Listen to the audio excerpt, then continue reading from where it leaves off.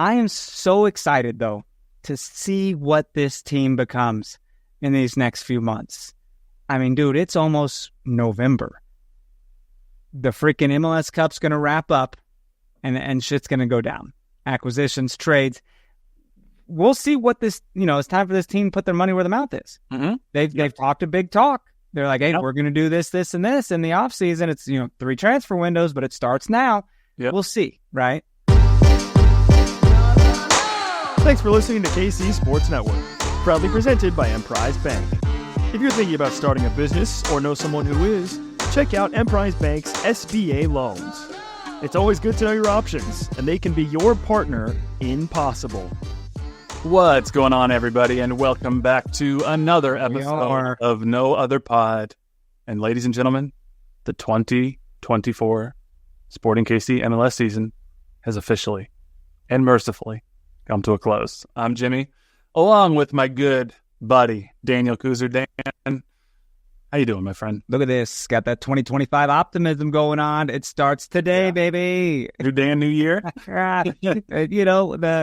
We just put that season to rest, man. What a weird anomaly of a year. And it just kind of felt like a long time coming. And I don't really have my thoughts about the season together. I mean, we'll have to do some sort of year in review show where we really put down our thoughts. But it's just I'm not ready yet. I'm not ready to eulogize it. You Googleize. How you say that? You Googleize it? Yeah, you Googleize it.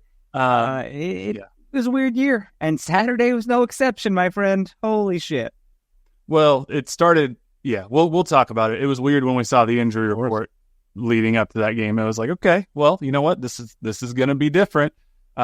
This is not going to be your typical Sporting Kansas City team, but hey, it is what it is, and the game happened, and the season happened, and the game is done, and the season is done, and we move on. So we'll talk about it all, and make sure that we get things underway there. But I do want to mention, we have a KC Current show on this channel that drops every week with you and Chris. And you don't know. What are you doing? I mean, if people don't know this. I thought you were saying that I don't know. I was like, I very much do know. I'm literally talking about it right now. But yeah, if you don't listen to Currently, what are you doing? Because, man, the Current are doing some crazy stuff this year. We were both, I should say, at the Current game this past weekend, the record-breaking game for Temwa Chawinga, another record-breaking. I just wanted to say, because I had a pretty cool experience, my niece and nephew, 8-year-old niece, 6-year-old nephew, and their parents, it was their first ever KC Current game that they went to. They both play soccer, the two kids, and, they were very excited to go. They've never been to a sporting game either. This is their first professional soccer game that they've been to. And they were super excited about going to a Current game, and it was a surprise for her 8th birthday. So they went there, and obviously amazing game for them to see. Record-breaking performance from Temwa Chawinga. The incredible retirement ceremony after the game for Desi Scott. Very cool. I caught a T-shirt from one of the T-shirt throwers to give to my niece for her birthday. But I just wanted to say how cool it was. Immediately after the game, the first thing they do is they both go to the team store and they buy a Temwa Chawinga jersey because they're both hooked. And it's really cool to see what the Current are doing in that stadium, and little kids that are getting inspired, both boys and girls, who are going and seeing just truly competitive, amazing soccer from the Current. So I don't know. I just thought it was really cool, and it's not a feeling that I've got from Sporting, honestly, in the last couple of years. So wanted to give a shout out to the Current for what they're doing over there. Well, show up to the show tomorrow to listen to me and Chris eat shit about how we said there's no possible way they'd host the quarterfinal on the 9th because that's when the Big 12 championship is. Why would they host 2 games in a day? So come on, tune in. Here's eat shit. It's going to be good. Because that's when the freaking game is, my man. Yep. It's, what time is it? 11? 11 a.m. 11 a.m. Big 12 game is later that evening at 6 or 7 or some shit. Yeah. So they're going to get the game in before, the field gets torn up. There's going to be a tournament there all leading up to it. So it's not going to... It will be torn. It's going to be interesting. So, but I don't know. We do know, even if the Current don't end up in first place, in the NWSL standings, we know that the final is going to be at CPKC Stadium regardless. So if they can make it there, they get de facto home field advantage, even though it technically won't be a home game for the Current. So we'll see. Good stuff happening over there at CPKC Stadium. So, other than that, I mean, my sports week was pretty terrible. I mean, college football wise, I don't think college football exists anymore. I'm going to be honest. I think it just ceased to exist a few weeks ago. So you got a little Green Bay Packers last minute situation going on. That was cool. Yeah, Packers were there. See, my dog's mad again too. Hey, that's true. He hates college football. She does not like college football. She's mad that USC makes me this mad. I don't know why she's barking now. She never barks. Dude, if people watch, there's football fans, and then there's like football fans, right? And those guys I'm talking about are the ones that like DVR the game. And they avoid spoilers all day. They don't even get on. They'll mute words on Twitter. They don't want to hear nothing from nobody. So when Jimmy's mad at USC losing, it's not just a regular fan. This dude avoided spoilers all day until he told me he was trying to watch the game before Sporting started. And Sporting starts, and I'm like, did you get through the game? Yeah. And just that question. Yep. I knew something. That question told Jimmy that USC lost. And I was like, I didn't say anything. I was just trying to schadenfreude a little bit, Oh, no, I know there's only one reason why you're asking that question. I mean, I wondered if you made it. I wondered if you finished it. 7 minutes left in the USC game, and I had the Sporting game up on my other screen, so I had them both going on, and at the time, USC was winning, but things were not going well. We had the ball, we were winning, and I just had that sinking feeling that I've had too many times over the years that, you know what, this is not going to go well. And then I see a text from Daniel Kooser pop up on my phone, and all it says is, "Did you finish the game yet?" And I was like, "Fuck, we lost." That was my immediate reaction. That's crazy. I was just curious. No, I knew. You don't text your friend asking, "Did you get to the end of the game?" unless you're waiting to see the dread that appears when their team loses. A little bit of both. I also was wondering if you did finish it before Sporting. It was. So my immediate reaction was, "Damn it, we lost." And then I tried to walk myself off the ledge a little bit, and I was like, "No, maybe Dan, this is just genuine curiosity," because I had told him I think I'm going to finish the game before the Sporting game, and so maybe this gave me the benefit of the doubt. Inquisitive Dan being like, "Hey, you said you were going to finish it. Did you finish it?" And I thought about that for like half a second. And then I was like, no, we lost. There's not a chance that and we lost in the stupidest fashion. I don't know if you saw how we lost, but no, I'm a KU fan, buddy. So we're in full basketball tilt now. Yeah. Well, we were up by 14 points in the fourth quarter, and we had the ball, and we're about to go up by 21 points. Throw an interception that gets returned back, deep in our zone, and then they score, go for two. It's a 6-point game.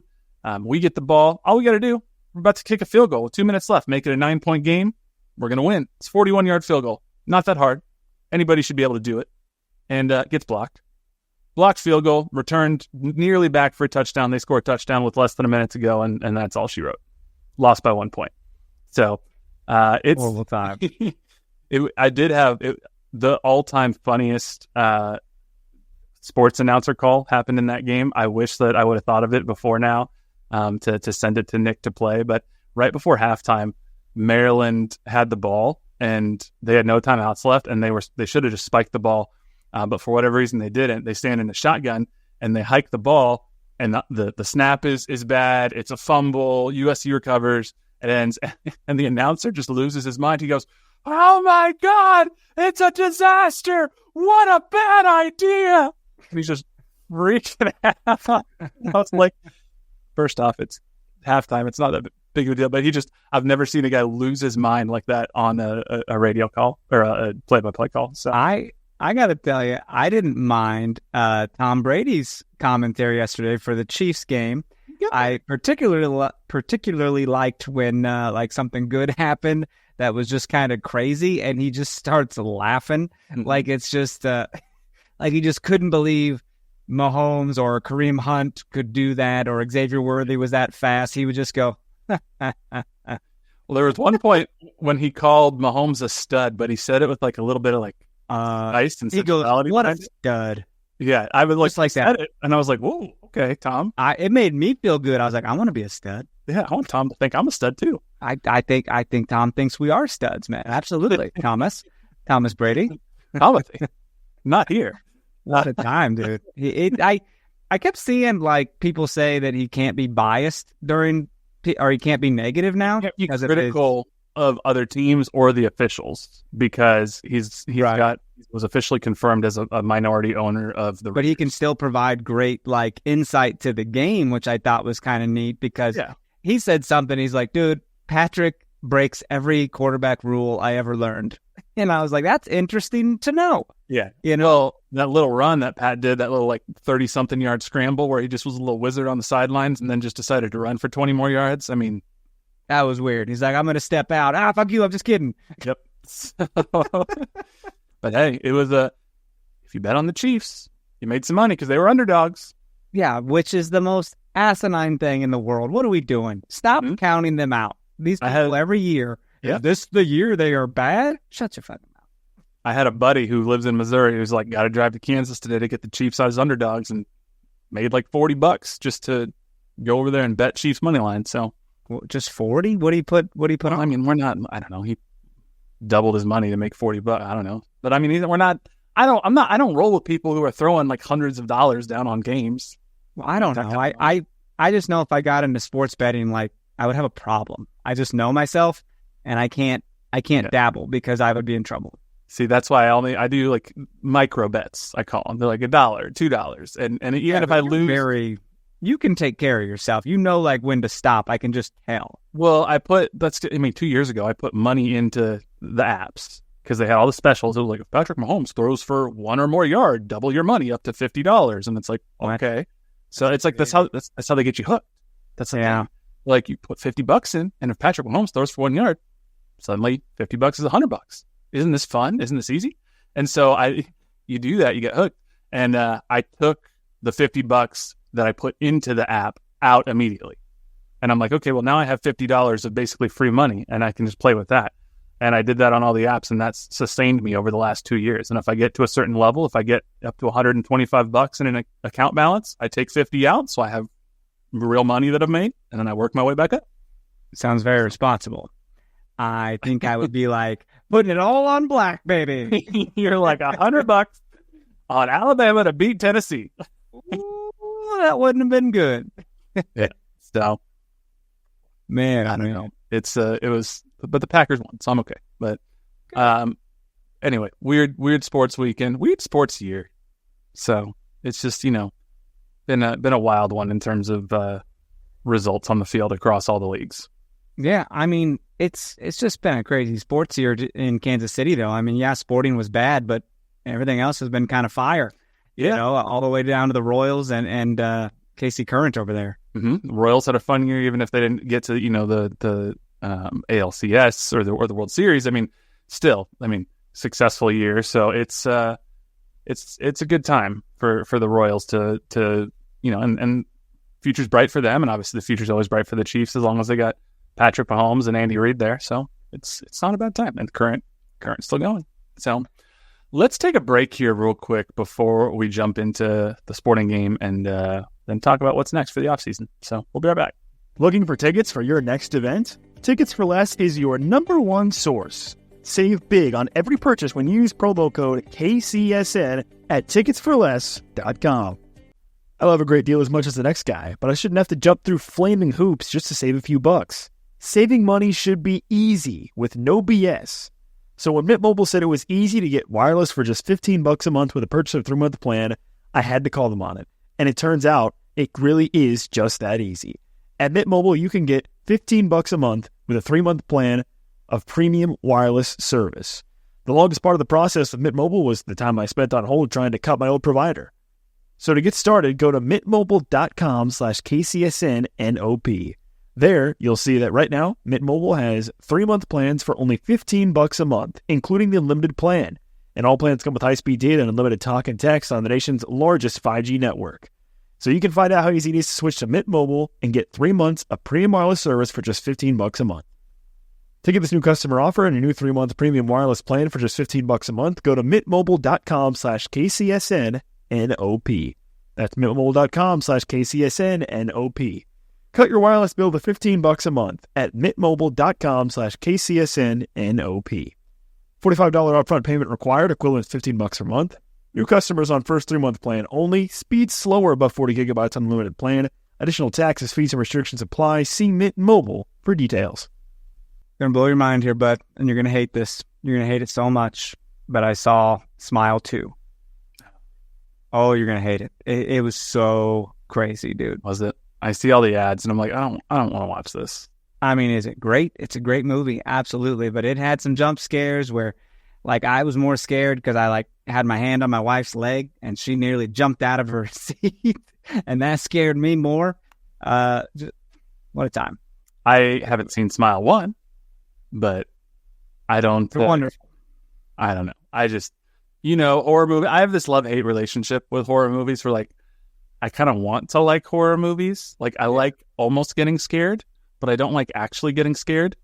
So it's that I like those, like, psychological thrillers that, like, there's something weird going on. Like first season of True Detective, perfect. So I was like, this is kind of creepy. Maybe there's something supernatural happening. Maybe, like, I'm a little scared. And I want it to be night when I'm watching it, but I also am not convinced that, like, demons are going to start coming at me and murdering me. So. I mean, yeah.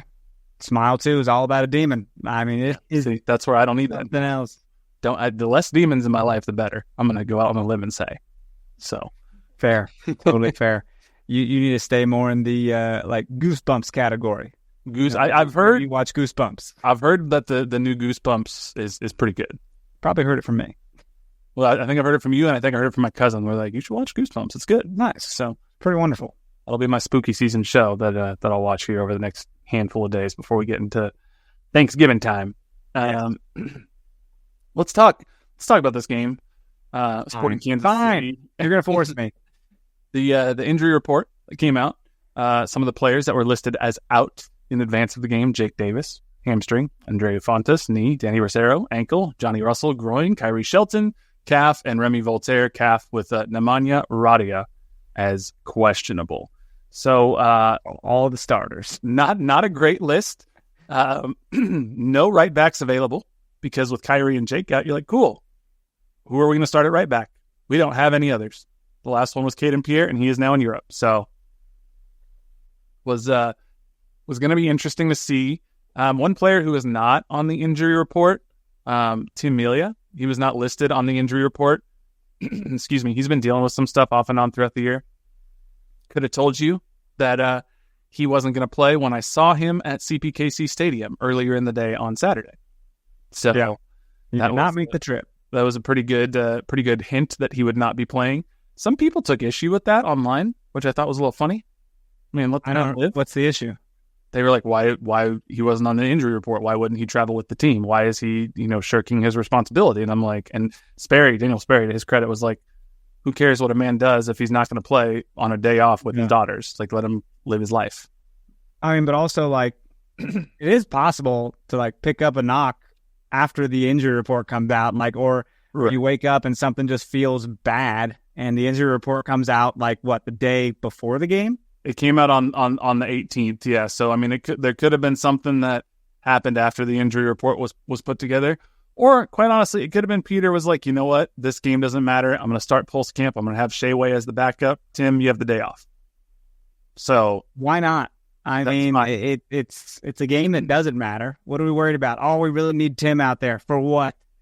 What are we doing? It's just rec soccer at this point. Right. So, and hey, it's probably not a bad idea to see a little bit more Pulse Camp. And, we've got a pretty good pulse, no pun intended, on what Pulse Camp can do now, because he's made could be the future here. Could be. I don't know if I am sold on that, but he could be. So, with a number of the players out, it ended up being a relatively interesting, rotated starting lineup. We had Elenis Vargas, Willie Agata, and Daniel Shallowy up top, with Eric Tommy, Nemanja Radia, who did play, and Memo in the midfield. And then Logan and Denbe left back, Robert Volader, Jose Fernandez, and Tim Leibold, Joaquin Fernandez. I don't know why I said Jose. I saw the J and my mind went to Jose, but it's Joaquin Fernandez and Tim Leibold in front of Pulse Camp.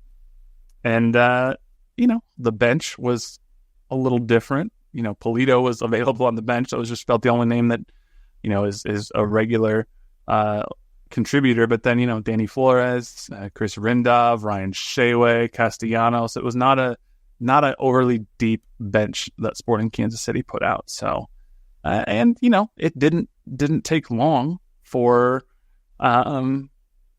Dallas to really just ultimately take the lead. It only took 15 minutes for Peter Vermes to get into Sporting KC's territory and put them up in the first half. Like I said, just the 15th minute. And at that point, I don't know, it just kind of felt like, yeah, this game is going to be one of those games. He touches it down. It's a little dinker. It's not even that great of a finish. It just rolls past, and they end up with 2 goals on 3 shots across the entire game. It's not like this game was a super dominant performance by FC Dallas. I mean, they had a lot of possession and they didn't do a whole lot with it, but they scored first, and then after the own goal from Joaquin Fernandez, which I'm really not sure what exactly he was doing in the 40th minute. It was not great, but that was all Dallas needed ultimately.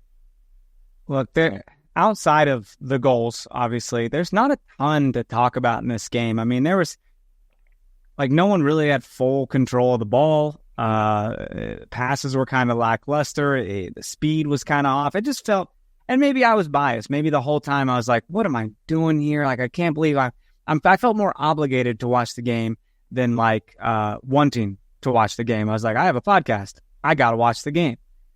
Well, I mean, yeah. I mean, you could look at some of the advanced stats, and you could, if you want to, say that Sporting was the better side. I mean, yeah, look at the shots, 14-3, 7 on goal to 1, XG 2 to 0.5. Ultimately, the only thing that matters is the final scoreline, 2-1. It just, it didn't necessarily feel like a game that either team really kind of wanted to be in. It was just, this is a decision day, quote unquote, game between 2 teams know that they're eliminated and that they're not going anywhere. So Moose's goal was kind of baller, to be honest. The way he just kind of turns and kind of barely gets a nick on it, right? Like a deflection. I couldn't tell if it got deflected or not. I mean, they gave him the goal. I mean, if it wasn't deflected, he barely got enough power on that to get that. I don't know, because it bounces in. It really, watching slow motion on the replay, I mean, it almost does look like Fernandez gets a foot on it, It could be, and that might be why it looked so slow moving and why it sort of sent Pulskamp the other way. Exactly. That would make sense. But still, a deflection is not an own goal, right? I mean, no. As long as it was going to be the original shot was on target, then they'll generally give it as a goal. I mean, what you didn't mention, 3 minutes later, they thought they had doubled their lead with an offside call, which I was just like this. You gotta be fucking kidding me. 20 minutes in and we're down 2-0. I was like, what a way to go out, fellas. Let's have ourselves a time. And nothing else really came on either side of the ball, man, outside of these goals. There were no huge moments. I was waiting for Agata to at least hit the post a time or two, just for old time's sake. Yeah, I mean, if I had a dime for every time Willie's hit the post this year, I'd at least have a couple dollars. We'd have some dimes, baby. But it was just, I mean, you could tell things were weird. And then, the Joaquin Fernandez own goal. I mean, I feel bad for Pulskamp. The camera cuts in super tight on Pulskamp's face on the broadcast and also on the highlight. And he's just looking around. He's all caught up in the net. He's looking backwards. He's like, what the hell just happened? I mean, the only explanation, because Joaquin Fernandez, I mean, they mentioned this on the broadcast. This man has played in Europe. This man has played in major leagues. The only logical conclusion is he just totally lost where he was on the field, because I think he thought he was heading it to the left of the post and didn't realize that he was heading it directly point blank. I think he was trying to put it over the crossbar. You think? I think he was trying to be cute and get it over the crossbar, and it's honestly, it was just the best scored goal I've ever seen in my life. By the way, Agata did hit the crossbar on a header, so just thank you, Agata, for getting But the Pulskamp face, right here. It's so funny. It's like if someone pisses you off and you have to look at your friend so you don't say something off kilter. Like you're about to own this dude, so you look at your buddy with it's kind of a God grant me the serenity to not tear this dude an asshole right now. Yeah, he is mad, and he is doing anything he can to not look at Joaquin Fernandez in that moment. The biggest eyes, like he's just gonna be like, this guy. I mean, you come back from an injury, we spent money to get you, and that's how you spend your time. You want to give a great header into the goal here. Good times. It was not ideal. The only really gave up though. Like Alan Polito went just wide of the goal in like the 47th. I mean, moments we were trying. We were putting free kicks into the box and everything, but just they dealt with it pretty easily. Yeah, and I mean there was the moment in the 90th minute that too little, too late, but Dallas got a little lackluster with the ball a couple times. And then ultimately just a truly terrible back pass and a really good play by Willie. He gets possession of the ball inside the Dallas box. And then my favorite thing about this Willie goal, it's not that he stole it and tapped it in. It's that their goalkeeper comes and just about takes Willie out. And Willie could have very easily just gone to ground and earned a penalty, and it would have been a clear as day penalty. This man stays up, holds his feet up like he's an NFL running back, continues to play, runs, and taps that goal in, because we all know that penalty kicks have not gone well for Sporting this year. So I just admire the determination to keep playing and not just take the easy penalty call. So what about in like the 51st minute where who's number 30 on our team? That's not Memo. Even a free. Is that a Freefa? Yep. No, someone in the back here. I don't know, but he basically backed. Okay, well, maybe I'm misseeing it here, but it was like trying to back pass it to the keeper and totally mishits it, and the guy goes off, has a one-on-one with Pulskamp, and Pulskamp has to come out and force the guy to hit it wide. You remember this? Yes, I do. It's fantastic goalkeeping from Pulskamp, doing what he has to do to get big like that, but just another moment where we just gave them the ball on a breakaway, a little one-on-one situation. Yeah. That's got to stop. That's got to go away. That's happened throughout the year for Sporting Kansas City. It's just poor giveaways, mental mistakes. We all know at this point it's a feature, not a bug. I hear it's about mentality. I've heard this word mentality. Have you heard this? I have heard this. Peter just ultimately was not happy.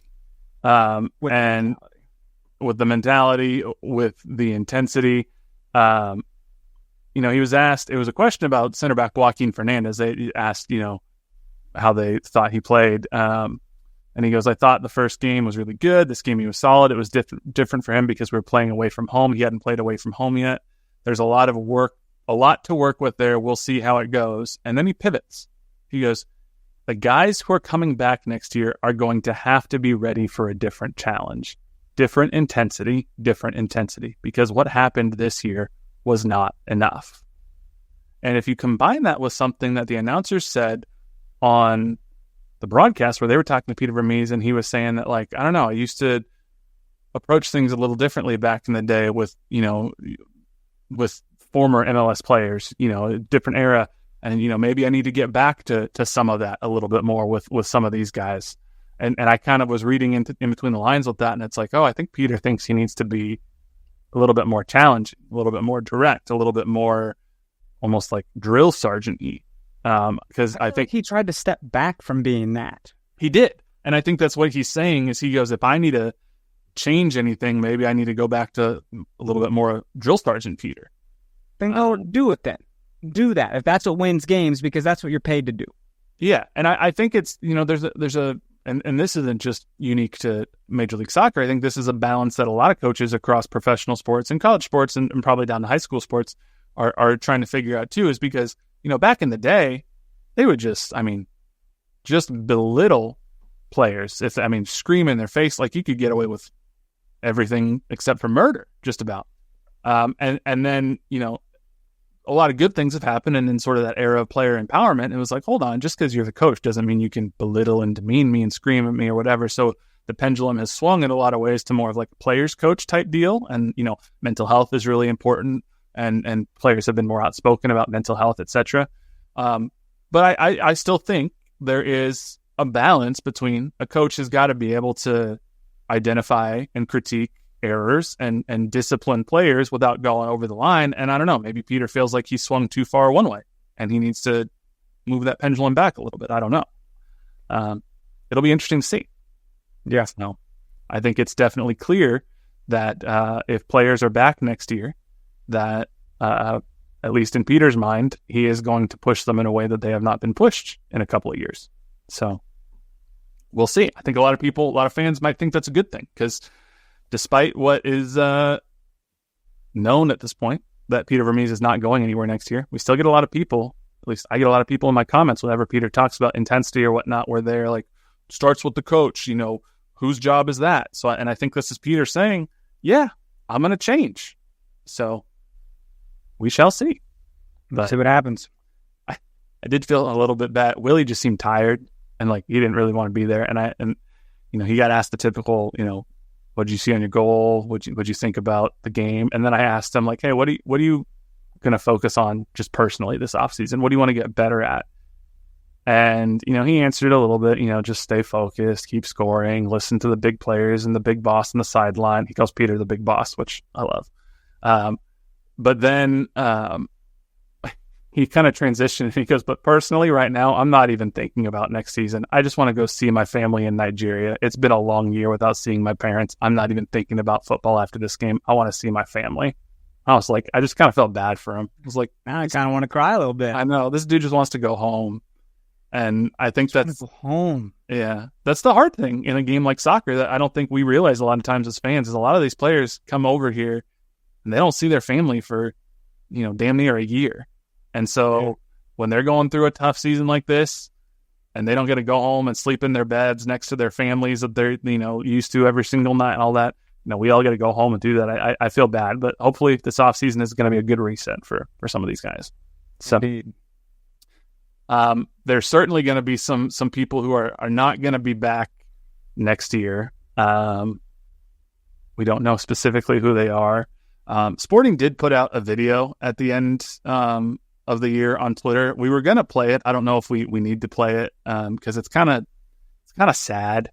The tone of it, it's almost apologetic in tone. It's a 2-minute video. I had a producer get it ready, and then now I'm going to, we talked about it before the podcast, and maybe we don't need to play it. You can go watch it if you want to on your own, but I don't know. I don't remember ever seeing a video quite this tone where it's just like, it started with Johnny and he just almost seemed like, just melancholy and apologetic the whole time. And I don't think any of the players obviously were happy the way that the season ended, but I don't know. That video didn't put that cherry on top of the season that I don't think any of us were expecting. But I don't know. What did you think after you watch all the content? You told me today that you checked. Oh, I'm a content whore, my friend. Every day.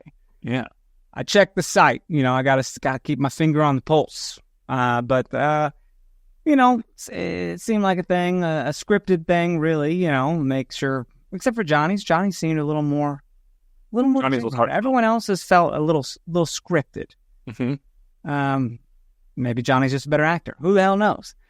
But it I don't know, man. It's a little sad, right? Thank you, fans. Thanks for sticking with you. And it's like, hey, thanks. We did. I'm glad you appreciate it, or at least you're being told to appreciate it, because we did spend money and time being out there. Yeah, I do think they genuinely appreciate it. Sure. Yeah. Because without you, they ain't making money. Yeah. I mean, it's part of it. You can't get butts in seats, man. You can't pay the players either. It all comes down to it. And it's unfortunate, but maybe deserved, that a lot of people didn't renew their season tickets for the next year. And I say a lot of people, I'm sure a lot of people did. I know personally of a few people who did not. Chris being one of them. Ooh, put him on blast. Breaking news. But, I did renew. I'm a glutton for punishment. I'll watch a shitty TV show for 10 seasons, okay? I'm all in, baby. What's the worst TV show you've watched over multiple seasons? For a while, dude, I had to quit cold turkey. It was Grey's Anatomy. Holy shit, that's 40 seasons? They're in 18 now, but you say shitty, and I'm like, I don't know, people say that's pretty good. But Survivor and Big Brother have been on for years. Some people might call those shitty. I call it cinema of the television. I can get with Survivor. There's something there. Big Brother, I'm not as much of a fan of. Amazing Race, same deal, man. What again? I think there's something there that I can get into. I can't get into Grey's Anatomy. That's just like that, like early 2000s era of television where it was like Grey's Anatomy and House MD and Law and all of that. Where it's like network TV was the biggest thing. But so I like a lot of Ryan Murphy stuff as well. So yes, Jimmy, I'm watching Dr. Odyssey on ABC. And is it a good show? No, it is actually the most wild thing on television that I can't stop watching. It's so weird, but I love it. 67-year-old person that they're targeting on these network TV shows. Dude, it's actually pretty good. I mean, come on, doctor on a cruise ship? That's crazy. I could not care less. Have you been on a cruise ship? No, I've not. They can't, if someone dies, they can't just take them out to the morgue. They have to like sneak them out. It's bad. Cruise ships are cesspools. I don't want to be on a cruise ship. I mean, it's try going as a sober vegan. Okay. That wasn't exactly the easiest time. Nick loved House. I was a big House guy. I loved House for like the first 4 or 5 seasons until you get to the end of it, and every episode ended with him bursting into an operating room and he'd stab someone in the heart and they'd be like, "What are you doing?" And then suddenly the person would be breathing and he'd be like, "It was cancer." And I fixed it. You know what that show's done to me? That was it. Because they had shit in that show where it was like, you have mold in this mug that has just been sitting in your cupboard that doesn't get used, and it's creating an airborne bacteria, and now you're super sick. It's horrible. Yeah. I think about that all the time. I'm like, something in my house making me sick? Yeah. It's I was with it. Same thing. House, Lost. I was with those for like 4 or 5 seasons, and then I fell off, and I actually have never finished them. I know Heroes end, but I never watched Heroes. Okay, Heroes was shit. The cheerleader saved the world. Of course. Yeah. So I did have a crush on Hayden Panettiere as a kid. You know, who doesn't? She came in the Scream franchise. Everyone was excited. Yeah. So, anyway, getting back to soccer here. Season's done. Just a couple of stats here, or a couple of things that were pointed out. Mike Kuhn, who is the stat man of all stat men for Sporting KC. Well, first, Tom Bogert pointed out that Sporting KC were tied for 5th with most points dropped from a winning position in 2024 at 22. And it was Mike Kuhn that said, if Sporting KC gets just half of those points, 11 of those 22, still does not get them into the playoffs. And if they get all 22 of those points, it does not even get them a home playoff game. So this was not just a case of dropping points from a winning position. And it kind of started that way early in the year, and then it just kind of became, oh, this team's not very good. The other stat that was making its way around on Monday when we were recording this is in terms of MLS attendance by percentage of stadium that was filled. So like Sporting KC, I forget what the official capacity is. It's like 18,967 or something like that at CMP. Sporting KC's average attendance this year was 21,193, which is 114.7% capacity of their home stadium. That ranked first in Major League Soccer, and it was not even close because second place was Columbus Crew, 102.6%. But if you take out that one little game at Arrowhead that had 72,000 people there, Sporting KC's average home attendance at CMP this year was 17,979. That is the second lowest non-COVID restricted season since the stadium opened in 2011. So a little bit of fool's gold going around with some attendance there. Yeah. Little fools. We're no fools. We know what's going on. Arrowhead game, they're fudging some numbers there. And then this is the last one that I think got me. Sporting KC scored as many first half own goals on the road this year as they scored first half goals on the road this year in the correct goal. They had 2 own goals in the first half on the road this year. They had 2 goals scored, just period, on the road in the first half this year. We simply could not score, especially in the first half, on the road this year. That says something, dude. That says, like, I don't know. That says a lot. I am so excited, though, to see what this team becomes in these next few months. I mean, dude, it's almost November. the freaking MLS Cup's going to wrap up and shit's going to go down. Acquisitions, trades. We'll see what this, it's time for this team to put their money where the mouth is. Mm-hmm. They've talked a big talk. They're like, hey, we're going to do this, this, and this in the offseason. It's, 3 transfer windows, but it starts now. Yep. We'll see, right? Even this most recent week, Peter Vermes was on the radio with Soren Petro, and he was asked about what does this offseason timeline look like, and he goes, well, every day we train, every game that we play, it's always an evaluation. We do it on the players, we do it on the team, we do it on our training as coaches, building up preparation. We're doing it constantly. At the same time, when you exit like we are at this point, I think it only makes sense to finish the season and then spend a couple weeks without emotion around everybody, get everybody into a room, and do that a couple times. So that's the first part of the quote. Don't expect to hear any breaking roster news probably, Tuesday out of the end of season press conference. They're not going to be like, this person's gone, this person's gone. It's going to be a couple weeks, okay? Here's the second part of that quote. Number 2, when you have time, use the time, I believe. You also know what you're going to bring in the next window, and you need to marry that up against everything you have. There is no doubt that we are searching for a number 10 attacking midfielder, if you will. There is no doubt that we are going to continue searching for that. That doesn't change that idea. But I do think that time at the end of the season, when you don't have any games and you can meet multiple times and really go through the roster and individuals in a meaningful way without emotion, is a great way to do it, and that's what we'll do. So that's him reinforcing that this team, probably priority number 1 this offseason, outside of obviously the things they have to do of, seeing who they're going to bring back and not, they're going for an attacking midfielder, and it's probably designated player level is what they're searching for. So probably, yeah. We'll see.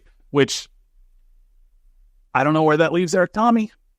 He might be on the outs if they bring in a true number 10 because he's making over $1 million. That's a lot of money to be spending on some guy who might not be able to crack the starting lineup because I don't know, unless they put him out on the wing, but he's been a good player for the last few years, but it's a little bit redundant if you have a true number 10 who can do a little bit more of what Gadi Kinda used to be able to do.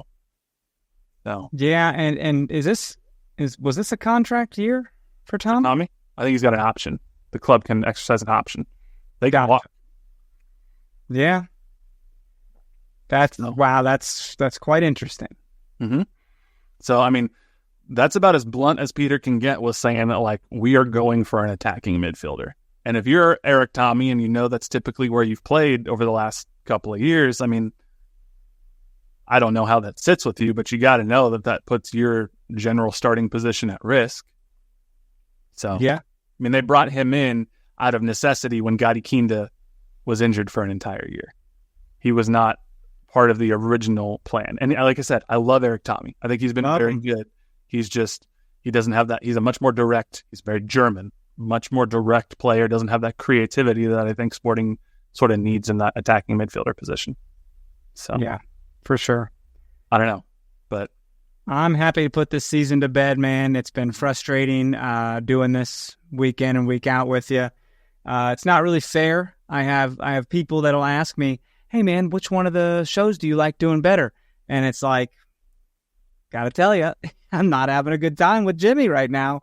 I split time here. I got my friend Chris over here, my friend Jimmy, and I don't really like hanging out with my friend Jimmy because the games have been shit. It's pretty tough. The only thing I guess that's worth mentioning otherwise is Jake Davis is one of 20 finalists that has been nominated for Goal of the Year for his goal from distance from May 18th against Austin FC. And this thing was a goddamn laser from outside the box into the top right corner. Yeah, it's pretty dope. And against Brad Stuber, people love that man. He's a great goalkeeper. Mm-hmm. So to hit that from that distance and score on him is pretty sweet. It's pretty good. So you can go on MLSsoccer.com or SportingKC.com and vote for Jake Davis if you want to. I have done so. I have done so as well. Other than that, that's pretty much the end of 2024 for Sporting right now. We got the playoffs coming up, so we'll keep potting throughout the offseason and the playoffs. First playoff game, Wednesday night. Tomorrow, if you're listening to this on Tuesday. Oh, yeah. Well, no, I lied. Tonight. They're starting tonight in the Eastern Conference, Tuesday night. Montreal and Atlanta United in the first game of this pre-series. Decision day, by the way, was freaking crazy for certain reasons. And Vancouver weren't they supposed to host this, but they can't because there's like some motocross thing going on at their stadium? Yeah.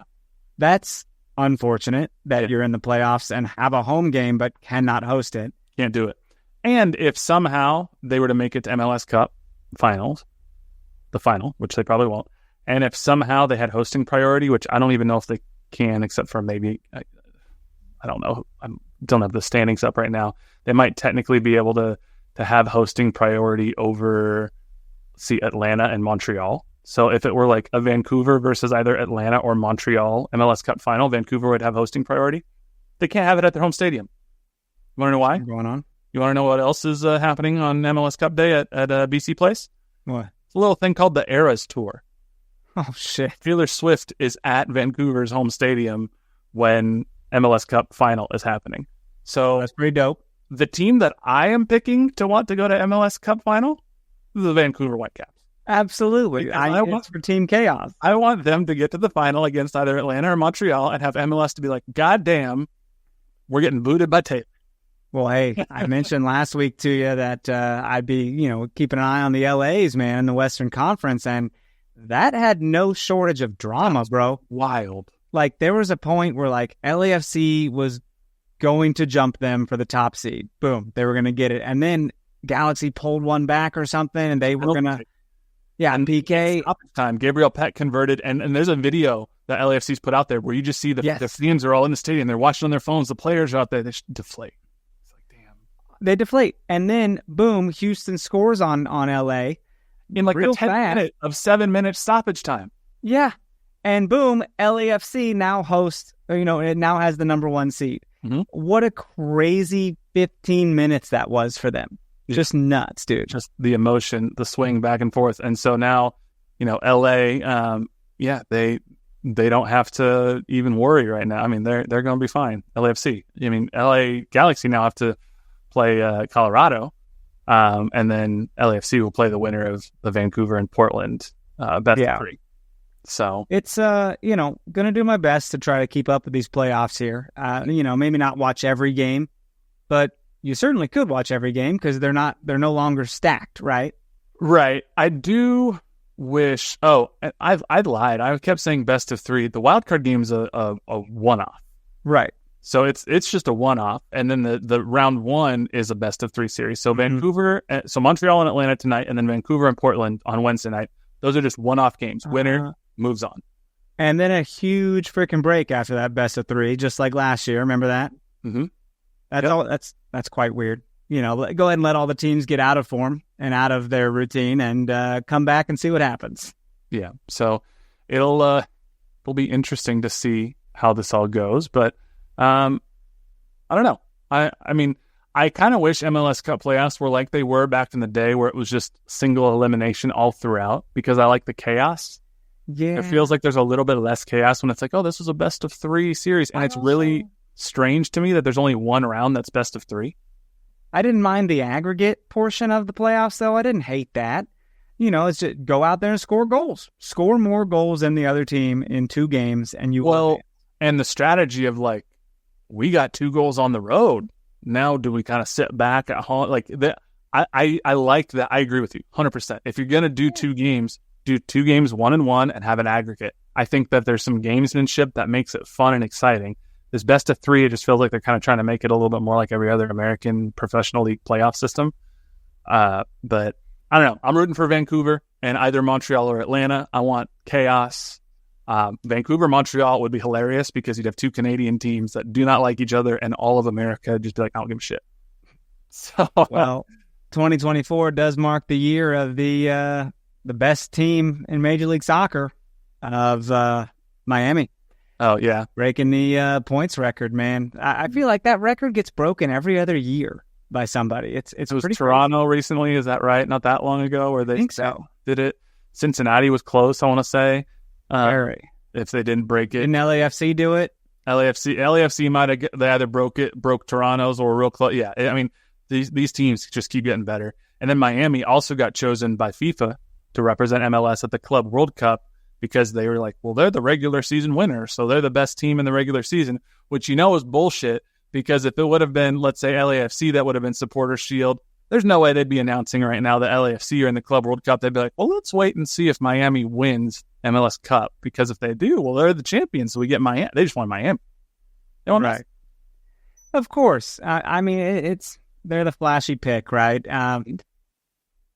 Club World Cup, though. I mean, has he won that trophy before? Has he won that before? I don't know. That's a good question. I mean, did Barcelona at some point? Let's see. I kind of assume so. I would assume with all the trophies that he has that at some point he has at Barcelona. Yeah, FIFA Club World Cup. He won in 2009, 2011, and 2015. 3 times. So here we are being ding-dongs. Of course he has. It would be weird if they hadn't, I guess. Yeah, it was the same year as they won the UEFA Super Cup. So, but how awesome to go with a guy who has won this a trio of times and to help you through it, and guide you. Let me ask you this. If Miami makes a miracle run through the Club World Cup, are you cheering for Miami to win the Club World Cup because they're an MLS team? Well, yeah, for sure. I don't know, man. Now Messi's got a sneaker collaboration with Bad Bunny. Like, Bad Bunny could sell sneakers on his own. Messi can sell sneakers on his own. But now they got a collaboration. Why do I need these? Just wait until Messi comes into a WWE match with Bad Bunny to tag team. It's crazy. Wouldn't that be amazing? Because Bad Bunny's actually a decent wrestler.